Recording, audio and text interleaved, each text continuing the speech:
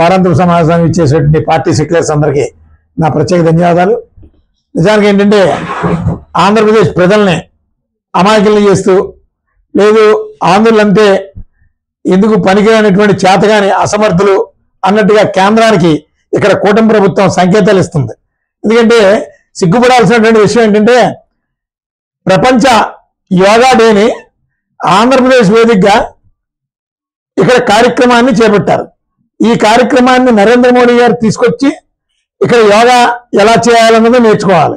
ఇక్కడ ఆంధ్రప్రదేశ్ ప్రజలకు ఎవరికి యోగా చేయడం రాదు. దీనికి 300 కోట్ల రూపాయలు ఖర్చు చేయాలి.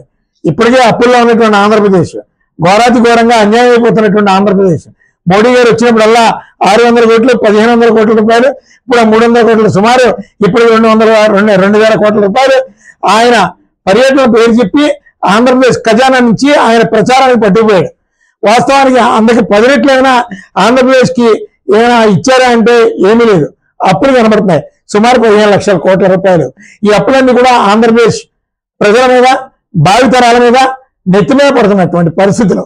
ఇక్కడ ఎందుకు ఇంత బానిస బ్రతుకులు బతుకుతున్నారో ఈ కూటమి వాళ్ళు కానీ, అంతకుముందు ప్రతిపక్షంగా ఉన్నటువంటి ఏ పార్టీ అయినా సరే నరేంద్ర మోడీకి బానిసలుగా మారిపోయారు. ఈ ఆంధ్ర రాష్ట్రానికి కావాల్సినటువంటిది ఏంటి? ప్రత్యేక హోదా విభజన హామీల కోసం కానీ, అలాగే ఇతర అంశాల మీద కానీ ఎవరైనా మానవ హక్కులు ధనం చేయమనండి, మానవ హక్కుల ప్రజా రక్షణ ధనం చేయమనండి, మహిళా భద్రత ధనం చేయమనండి, పౌష్టిక ఆహారానికి సంబంధించి ఒక రోజు చేయమనండి. నరేంద్ర మోడీ గారిని వచ్చి అసలు ఇక్కడ ఎంత అమాయకులు చేశారంటే ఆంధ్రప్రదేశ్కి రాజధాని అమరావతి అన్నారు. అమరావతి అంటే విశాఖపట్నంలో చేశారు. విశాఖపట్నంలో మీ అంతర్గత వ్యాపారాలు చేసుకోవడానికి, ఆ స్టీల్ ప్లాంట్ లావాదేవీలు చేసుకోవడానికి అక్కడ వేదికగా ఈ రాష్ట్రాన్ని అంతా దృష్టి మళ్లించి అక్కడ ఈ యోగా డేని జనాలందరినీ దృష్టి మళ్లించారు. 10 రోజుల ముందుగా ప్రభుత్వ కార్యాలయాల్లో ఎవరు సిబ్బంది లేరు, అంతా విశాఖపట్నం తరలించారు.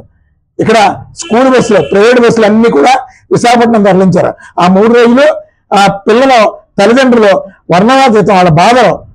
ఆ 3 రోజులు వాళ్ళు బస్సులు అక్కడ ట్రాన్స్పోర్టేషన్ ఏది అందుబాటులో ఉంటే అది పంపించారు. మరి ప్రైవేట్ స్కూల్స్, కార్పొరేట్ స్కూల్స్ ముందుగా ఫీజులు వసూలు చేస్తారు కదా, ఈ ట్రాన్స్పోర్టేషన్ డబ్బులు అవి ఏమైనా ఇచ్చారా? అయ్యే ఎవరు? చంద్రబాబు నాయుడు గారి కూటమి నరేంద్ర మోడీ గారికి బదిలీ చేస్తే చేయొచ్చు, కానీ ఇక్కడ ఆంధ్రప్రదేశ్ భవిష్యత్తు, ఆంధ్రప్రదేశ్ ప్రజల బాధలు మొట్టమొదటి తెలుసుకోవాల్సిన అవసరం ఉంది. అలాగే నరేంద్ర మోడీ గారు ఆంధ్రప్రదేశ్ నుంచి పట్టుకుపోతున్నటువంటి దానికి, అలాగే ఆయన వస్తున్నప్పుడు ఆయన ప్రచారానికి ఖర్చు పెట్టేటటువంటి దానికి కేంద్రం నుంచి మనకు వచ్చేటటువంటిది ఏదీ లేకుండా పోతుంది. ఈ పరిస్థితులు రాను రాను చాలా ప్రమాదకరమైనటువంటి పరిస్థితులకు చేరుకుంటే ఖచ్చితంగా ఆంధ్రప్రదేశ్ అప్పుల ఊపులో కూరుకుపోతుంది. ఖచ్చితంగా నిజంగా అంత ఇంట్రెస్ట్ ఉంటే యోగా క్వాలిఫైడ్ యోగా డిగ్రీలు చేసినటువంటి వాళ్ళు ఉన్నారు, వాళ్ళకి ఉద్యోగాలు ఇవ్వండి. ఉద్యోగాలు ఇచ్చి యోగాను ఎంకరేజ్ చేయండి. నిరంతరం యోగా ప్రక్రియ ఉంటుంది. ఆరోగ్య సూత్రాల కోసం కదా మీరు చెప్తున్నారు, అవేమీ చేయరు. 300 కోట్ల రూపాయలు సుమారు ఖర్చు పెట్టారు. అంటే ఎంతమందికి ఉద్యోగం ఇవ్వచ్చు? చక్కగా సుమారు 50-60 మందికి ఇవ్వచ్చు. చక్కగా వాళ్ళందరూ ఎంప్లాయ్మెంట్ భర్తీ అవుతుంది కదా. ఏమీ లేవు. ఇక్కడ ఇంకా దురదృష్టం ఏంటంటే ఆంధ్రప్రదేశ్కి వచ్చేసరికి ఈ కార్పొరేట్ మీడియా కూడా ఆ సొల్లంతా కూడా ప్రజల బుర్రల్లోకి ఎక్కిస్తుంది. ఎక్కించి నరేంద్ర మోడీ గారు యోగా చేశారు, ఆ భంగిం పెట్టాడు, ఈ భంగిం పెట్టాడు. అసలు బాడీ వంగనటువంటి సినిమా స్టార్స్ కూడా ఆ ప్రచారానికి వాళ్ళు బ్రాండ్ అంబాసిడర్ కింద తయారవుతున్నారు. అందుకని ఆంధ్రప్రదేశ్ పరిస్థితులు ఇక్కడ ఇది మేధావుల గని, అలాగే ఇక్కడ వనరులు ఉన్నటువంటి గని. ఈ రాష్ట్రం అభివృద్ధి చెందితే ఈ దేశాన్ని శాసిస్తారనే ఒక భయంతో ఢిల్లీ కేంద్రంగా జరిగేటటువంటి కుట్రని ఆంధ్రులందరూ కూడా ఒక ప్రత్యామ్నాయ రాజకీయ నిర్మాణంతో ఎదుర్కోవాలని చెప్పి మొట్టమొదటి నుంచి మేము అంటున్నాం. ఎందుకంటే ఆంధ్రప్రదేశ్లో చంద్రబాబు నాయుడు గారి కూటమి కానీ, జగన్మోహన్ రెడ్డి గారు కానీ వీళ్ళిద్దరూ కూడా నరేంద్ర మోడీకి బానిసలుగానే ఉన్నారు. వాళ్ళిద్దరూ కూడా నరేంద్ర మోడీ గారిని ప్రశ్నించే పరిస్థితులు లేవు. వాళ్ళకు ఉన్నటువంటి బలహీనతలు కావచ్చు, వాళ్ళకు ఉన్నటువంటి ఇబ్బందులు కావచ్చు. అందుకని ఈ రాష్ట్రాన్ని మనమే కాపాడుకోవాలి. అన్ని వర్గాల ప్రజలు మనకున్నటువంటి భయాన్ని, అలాగే మనకున్నటువంటి బలహీనతల్ని కొన్ని రోజులు పక్కన పెట్టి కులమతాలకు అతీతంగా ఆంధ్రప్రదేశ్ని కాపాడుకోవాలి.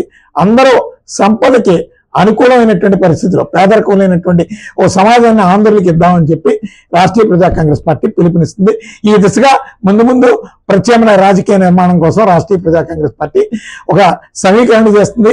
ఇందులో మేధావుల్ని, ఉద్యమకారుల్ని, విద్యార్థుల్ని, యువతల్ని కూడా సమీకరించి ఈ రాష్ట్రాన్ని కాపాడుకోవడం కోసం రాష్ట్రీయ ప్రజా కాంగ్రెస్ పార్టీ ఒక కొత్త నూతన రాజకీయ నిర్మాణానికి శ్రీకారం చుడుతుందని ఈ సందర్భంగా తెలియజేస్తుంది.